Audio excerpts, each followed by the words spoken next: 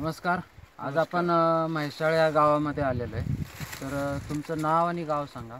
महावीर बाळासाहेब पाटील, बरं, गाव म्हैसाळ, तालुका मिरज, जिल्हा सांगली. बरं, आज तारीख आहे 28 डिसेंबर 2016. बरोबर. तर आपण ही हळदीचा प्लॉट आहे. तर ह्या हळदीची लागवड किती तारखेला केली होती? 3 जूनला केलेली आहे. म्हणजे साधारण हा 6 महिन्याचा प्लॉट आहे. तर हे बियाणं कुठलं होतं? शेलमचं बियाणं आहे.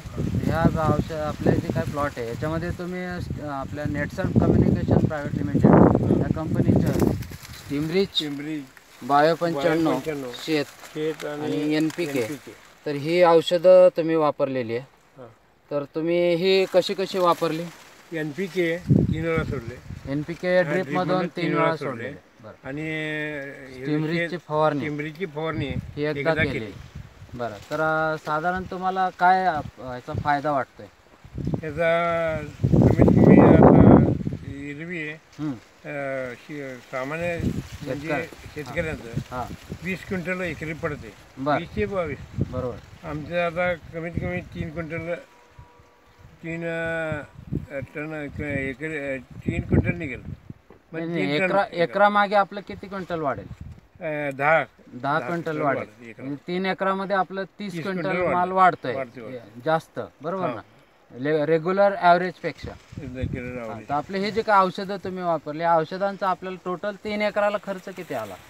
10,000. म्हणजे 3 एकराला आपण आपल्या औषधांचा 10,000चा खर्च केलेला आहे.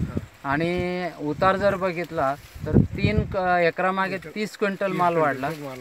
साधारण आपण ह्याचा हिशोब काढला म्हणजे हळदीचा भाव जर बघितला, दर बघितला, तर एक 6,000 क्विंटल पकडला तरी आपला 1,80,000 रुपये इथं नफा झाला. बरोबर का नाही? म्हणजे आपल्याला महत्त्वाचा फायदा काय आहे की कमी खर्चामध्ये आपल्याला उत्पादन जास्त मिळतंय. म्हणजे शेतकऱ्यांसाठी एक खूप चांगली गोष्ट आहे.